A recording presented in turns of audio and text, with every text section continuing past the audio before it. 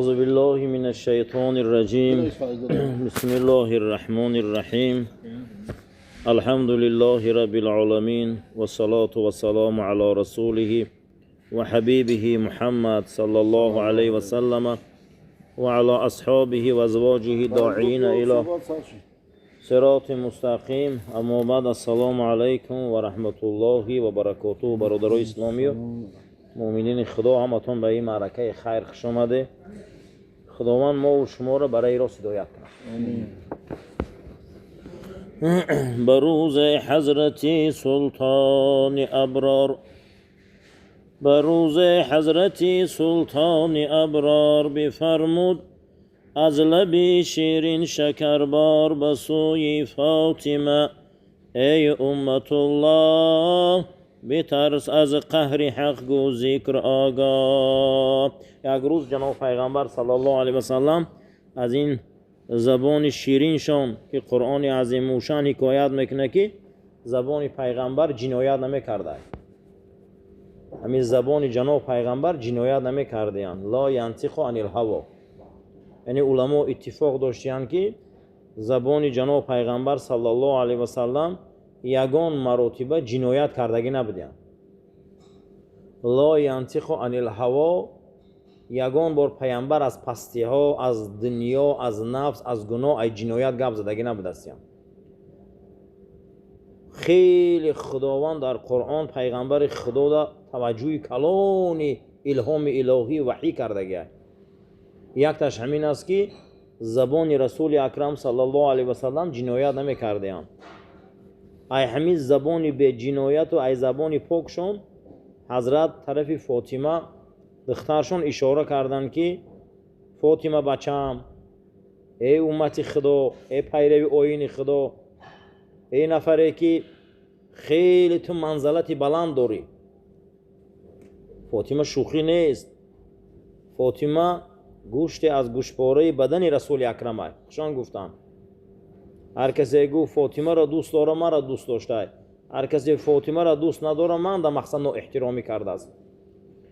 فاطمه تو زهرا را اشاره کردن جناب پیغمبر که بچم ای غضب خدا اولین درجه تو بترس، شوخی نکه، به یاد خدا و ذکر خدا هیچ مال زندگی تا نگذران. انا او تسبیح هایی که ما در آخر نماز میگیم 33 بار سبحان الله و 33 بار الحمدلله و 33 بار الله اکبر، اینا همش تسبیح هایی هستند که فاطمه مادرمون سبب شده ما در نمازا میگیم. وقتی که حضور نبی کریم بیایند صلی الله علیه و سلم که فرستاده خدا را که پدر بزرگوارشون امر میکنن که من در خاندان علی خدمت کرده استم، دستم دردمند شده، پاهم دردمند شده، دریاب نمیکنم، علی را گوی یگان خدمتگار گیره. که پیغمبر خدا صلی الله علیه و سلم نصیحت میکنه دخترشون که بچم من علی را اشاره نمیکنم به سوی امر، برای تو تعلیمات میتیم ای دنیا و از باشنده های دنیا از همه ای کارا بهتره، اگر تی کار کنی اجر میگیری بچم. خشو به حال این گونه خسرو که ببین که بهترین اولاد حضرت آدم خاندان پاک و نبوت و چی نصیحت میکنن بچم بعد نمازات 33 بار سبحان الله گو، 33 بار الحمدلله گو، 33 بار الله اکبر گو، یک بار لا اله الا الله وحده لا شریک گو، پروردگار گناههای تو را میبخشه و چند مثل موج بحرم باشه. این تعلیمات بگی به آخرت آوردن، یعنی که خونی علی در خدمت کرد، این قدر خدمت‌های شایسته کردگیشون ده که فاطمه زهرا شوخی زن نیستن در دنیا. تمام زنهای دنیا فضیلت و برکت داشته باشن، آخران زنی که تا سور اسرافیل در فضیلت او کسی برابر نمیشه حضرت فاطمه مادر مونه که انمی شخصیت اولین اولاد اجداد رسول اکرم که بعد 6 ماه پیغمبر پیش رسول اکرم میروند. خیلی بر رسول الله مانند بدیان، خیلی بر رسول الله مقصد حسن و جمالشان مانند داشتیان. حضرت علی را وقتی که حضرت حسن روایت میکنن که پیش پدر مونده از مادرمون فاطمه قصه میکردیم، همیشه گریه میکرد، میگه علی کی پدرمون گریه میکرد میگه دیگر گپش نمیفهمیدیم، بسیار گریه میکردن. میگه چرا؟ محبت فاطمه، خاندان پاک. برای حضرت علی وقتی که خواستگاری میکنن زنی را میبیارن با نام فاطمه، دختر یاش بود از قبیله های بزرگ اطراف، یعنی که رئیس قبیله را دخترش میگیره، جوان دختر یاش میگیرن میبیارن. هر باره که نامشون با فاطمه بوده است، هر باره که حضرت علی فاطمه صدا میکرده است، حضرت حسن و حضرت حسین، حضرت زینب مادر و فرزنداشون سرشون بلند میکردن که فاطمه صدا کرد، گمان میکردن که اوچشون همین زنشون میبیاین و حضرت علی کرم الله وجهه میگن که علی پدر و مادرم فدات بود، نام من علیش که بین که زن میبیا جای زنی دیگر اما هیچ محل نام زنی اول نیست نمیکنه. برای چی؟ حرمت خاندان، حرمت اون خاندانی پاک. نام من علیش کنه همین روزی بارد. من هیچ محل نمیخواهم که تو فاطمه صدا زنی و فرزندای فاطمه سرشون بلند کنم، من نمیخواهم. با نامشون حضرت علی کرم الله وجهه امی بنین میمونن شونا. امی بنین این دویم زنی حضرت علی های که از این حضرت فرزندای مثل ابوالفضل وقتی در کربلا که همه که جمع میشوند، حضرت حسین وقتی که میکشن خاندان پیغمبر در جنایت تاریخ میشوه، همین ابوالفضل بچه همین زنکای عبیدالله، عبدالله فرزنداشون همین 4 فرزند داشتگیان که هر یکی همین ها برای حسین شهید میشوند در جنگ کربلا. کمپیر بود از در سری عصا در مدینه که خبر میبیارن که ای بچه ابوالفضل از دنیا گذشت، عبیدالله از دنیا گذشت، عبدالله از دنیا گذشت. میگه پروا نداره، میگه کمپیر در سری تیاق ایستاده، گفته همش فدا، من از ابو عبدالله حسین گوی. ای حسین گوی چی گپای؟ خبر میبرن که حسین هم کشته شد. کمپیر ایسر همون تیاق بلند میگه یا داد بلند زد، اومد در همین زمین خچ پرتوف. میگه ابن سعد میبیاره همین خیلی گریه کر، میگه حش رفت و صداش بلند بود که فاطمه امانتو بونی کرده نتونستم، فاطمه امانت نتونستم بونی کرده، امانتو تا من خیانت کردم، فردا نمیدونم من در پیش چی جواب میداده باشم. و میبینین فاطمه نام داره، میبیا با نام فاطمه مادرمون بلند میکنه، میگفته به حرمتی فاطمه دختر رسول نامش بلند کردم، نامش میگرفتم، دعاش میکردم، پروردگار برای من 4 شعر داد که هر 4 شعر فدای فرزندای فاطمه شدن در صحرای کربلا. این هم روایت سنیه هم روایت شیعه، که هر یکی ما و شما مقصد دیگه از علما زیاد شنیدگیم. اکنون بحثمون بحثی فاطمه تو زهرا است. جناب پیغمبر گفت فاطمه بچم تو اولین شده خدا ترس. حضرت عمر رضی الله تعالی عنه همون روز میرسن به امر خلافت عالم اسلام، همه فرزندا را جمع میکنن، اعلان میکنن که ای امروز عبارت چگونه که شاهین عقاب به گوشت میل داره، مردم شما را نگاه میکنن. من بچه خلیفه هم، من بچه امیرالمومنین هم، من بچه روبر عالم اسلام هم. یک تا میبینم ای خطی کشیدگی شریعت میبروی، مردم اگر یک جزاتیم شما را 2 جزا میتیم، مردم اگر 2 جزاتیم شما را 4 جزا میتیم. من نبینم که شما با این صدا بلند کنی و این کارو را کنی. میبینید که در صحرای بطحا که تمام مال غنیمت و زکات آوردیان، از زمان خلیفگی شون میبینن نگاه میکنن که شترای فربه ای که این شترا، میگن ای عبدالله ابن عمر چوه شترای فربه ای شترای مردم خرابه. میگه که حضرت عبدالله میگه سرش خم، میگه که پدر منم دمو ایلوخ چراندم، اینا هم دمو ایلوخ چراندن، ما حق تمام اموال دولتی را دادگیم، شترون فربهش نه بچم این خطا. تو وقت دوجا چراندگی ای ترسیت مردم و ایلوخا ندار اومدن که بچه امیرالمومنین ای برای هم اشترای تو فربهش نگر، همش هم میفروشه آورده بیت المال دمیت سپوری میره، یگان تاش حقت نیست. میگه حضرت عبدالله میگه سرش در همین قفس سینه‌اش نمیبرداش، میگه گپ شما گپی شما. یعنی که این بود عدالت اسلام، این بود انصاف اسلام که اسلام ای مدینه بخورا میبیایا، اسلام ای مدینه سرزمینو میبیایا. برای بچم تو فاطمه توی خاندانی که امروز تمام سیدزاده ها در دنیا میبینیم همشون از خاندان پاک این حضرت از دامن فاطمه زهرا فخر میکنن. من در سرزمین های ما میر سید علی حمدانی خوبه یا 10 سیدزاده خوبن، اینو از نسل فاطمه زهرا.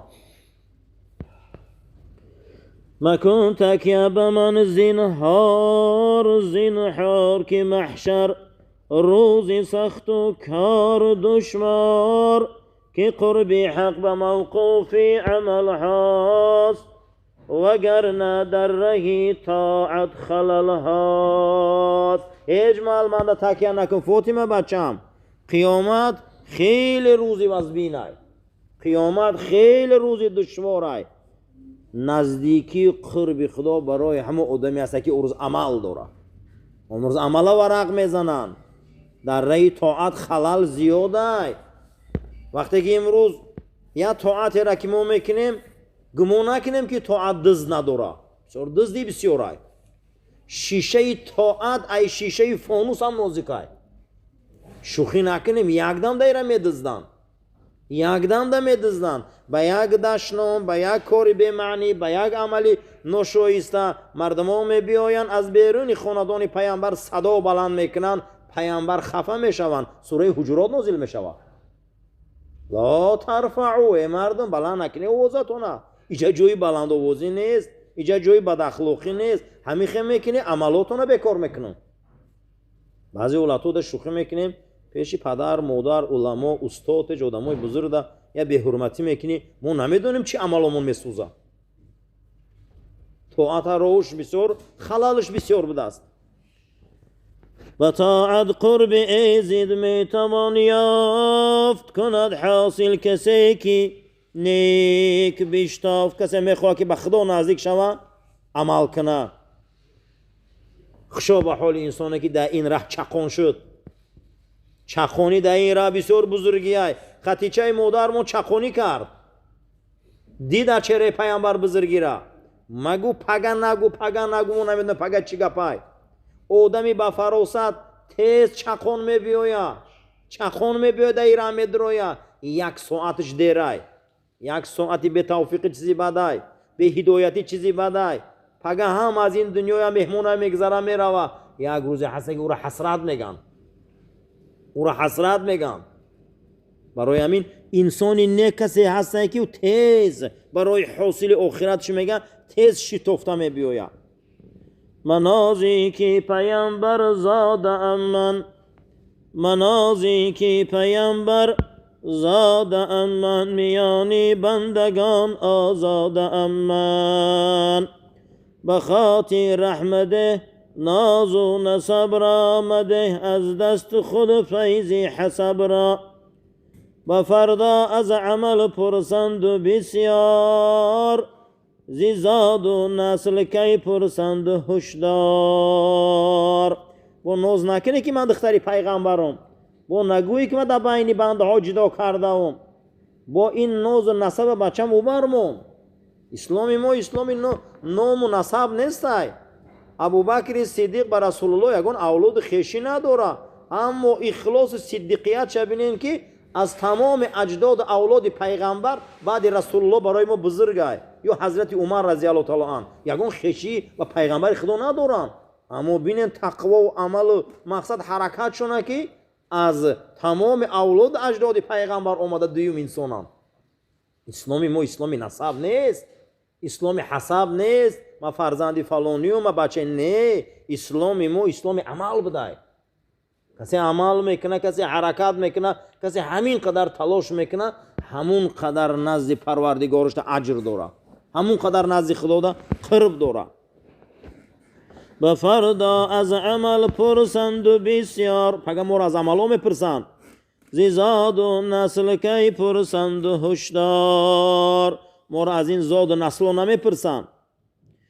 چون این گفت آن سیدی فقر خاتم، تو باشی از نسب میلافی هر دم. چی خوردستی چون این خود ناشناسی، ایازی تو نگر چار و قداسی. چی لازم ای منو کبر و منیحا، کی سر بر صخر هستی در زنیحا. نظر میکن به سوی قطره اصل، تو آن آبی که بودی واجبی غسل. همین دنیا خوردن و پوشیدن و گشتنش گفته است همین در یک میجه زدن از یادت میبروید. این قدر گفته شما مغرور نشوی، اما این کبر و منمنیات گفته شما مجبور مقصد شما تا خودتون غرور نکنی. یک مرتبه گفته به اصل ختم فکر کنه، شما همه یک قطره آب بده که برای شما بعد از همون کار و بعد از همون مقصد آرام شدن شما واجب غسل میشید. شما همون به دنیا آمدگی، شما دیگه لازم نیست. برنامه رسول ما رو آدم میکنه، برنامه رسول ما رو مقصد دیگه انسان بسازه، برنامه رسول ما رو مقصد دیگه بنده میکنه. کسی که از برنامه پیغمبرش دور باشه در داخل کبر منمنی هیچ نیست، هیچ نیست. اما اولین گناهی که خدا عبادت نشد این چی بود؟ این کبر بود. اولین جنایتی که خدا عبادت نشد این کبر بود، این در وجود ابلیس بود. اولین گناه خدا عبادت نشد این منمنی بود است. من این من اون اما کینه و نمون مقصد کبر. اولین جنایتی که آدم به آدم دست درازی کرد، یک دیگریش کشت و حسد برد و نابود کرد، این حرص بود. قابل حابل ای حرص یا دیگریش نیست کردن. برای همین کبر این چیزی بده. میگه شما میگه از این برای یک بار میگه به اصل تو نظر کنی، معظم یک قطره آب میگه شما را برنامه پیغمبر اینقدر بزرگ میکنه، شما رو به این درجه میبیاره. به تو این حسن ها از بخششی او، چرا با دشمنان برگشتی از دوست؟ به خودگر هر شرف بینی از او دان، به کوزه آبگر باشد زی جودان. این زیباگی بدن ما و این قدر نعمت در بدن ما ارزانیه، این همش بخشش الله، این همش خدای برای ما داده. شما میگه دشمنای او را شناسی، دشمنش شناسی، رو به سوی دوست کنه، دوستای خدا را شناسی. این همه این بخشش خدا برای ما داده است. برای خود میگه هر شرف میبینی همه رای خدا دون، زیرا همین کوزه را آب شد ای دایرو میدونی. هر چیزی بازگشت داره، چیزی از دانایی داری، زیرکی داری، عقل داری، فراست داری، امکانیت داری، همه این ای جانب خدا ای. عقیده همینه، خدا شناسی همینه، همه ای را میگه ای پروردگار دونه. تو را مهری پدر با شیر مادر، یقین دانی که هست از لطفی داور. زی هر کس مرحمت بینی چنین دان، زی محضی فضل رب العالمین دان. بکر اینجا اگر شفقت برادر، که دادد رزق اندر بطن مادر. درونی پرده های تنگ و تاریک، تو را پرورده رزقت کرده نزدیک. در اینجا چی مرحمت، چی حرمت، چی عزت، مهری پدر، مهری مادر، همه یمین همه شای خدا دون. در اینجا یک آدم میبینی یک برادر در حقش مهر و شفقت میکنه، دستش میگیره، سرش سیله میکنه، اما در بطن مادر یگان برادر نبود. اوجا پرورش کی داد؟ اوجا کی کلامت کرد؟ میگه نهمو کی برو وردد بیرون؟ در اوجا کسی نبود، همش خدای برادرها. در اینجا کس خاطی ما درست سلام میکنه، یک از کارمون بود میکنه، یک از سرمون سیله میکنه، یک از دستگیریمون میکنه. این همش لطف الله های. الله بخواه قدرتوش های. انا اینا رو همش میگه جانب خدا های. اینا رو میگه خدا دون. اون داخل پرده تنگ تاریک بطن مادر ده تو را اینقدر پرورش داد و رزق داد، او را پروردگار داد، او را خداوند را به او روزا آورده، به او نعمت ها آورد.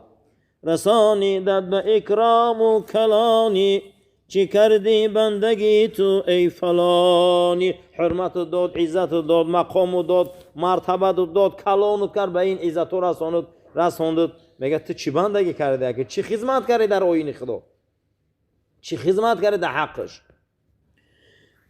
بکن دل از همه رو سوی اون کن، رمختا هست از جان جستجو کن. اگه همین روز که شناختی، همین روز که شناختی بوده، همین روز رو تا طرف خدا کن. حضرت علی، حضرت عمر رضی الله تعالی عنه همه پرسیدن که حضرت برای چی نام شما رو فاروق میگن؟ برای اون نام ما رو فاروق میگن که ما همین روز فهمیدیم همین کار گناه بسش کردیم. ما نگفتیم که اگه کودکی ما را تعلیم ندادن، خیلی تعلیم همی خیلی بود، برنامه همی خیلی بود، ما را همی خیلی بردن، خیلی نبود. نه، همین روزش تا که من فهمیدم ایره هم گشتم، برای همین ما را فاروق گفتن. برای همین هر یکی ما اگر فهمیدیم که همین روز گناه چیه، جنایت چیه، ما فهمیدیم که کاری ما همین جاش کجای، ای همین جاش که ما هم خمونه اصلاح کنیم، چی یک دولتی بزرگه.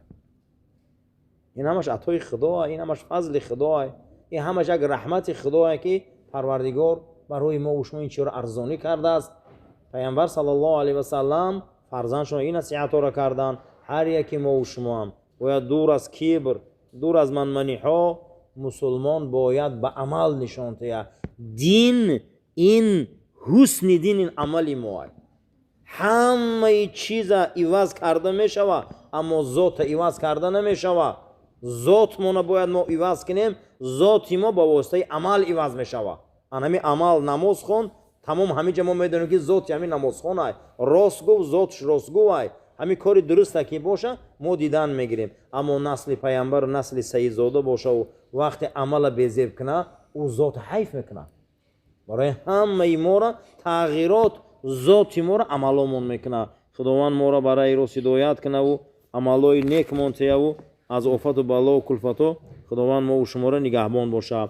ربنا ایننا آمنا فاغفر لنا ذنوبنا و انت خیر الفاتحین.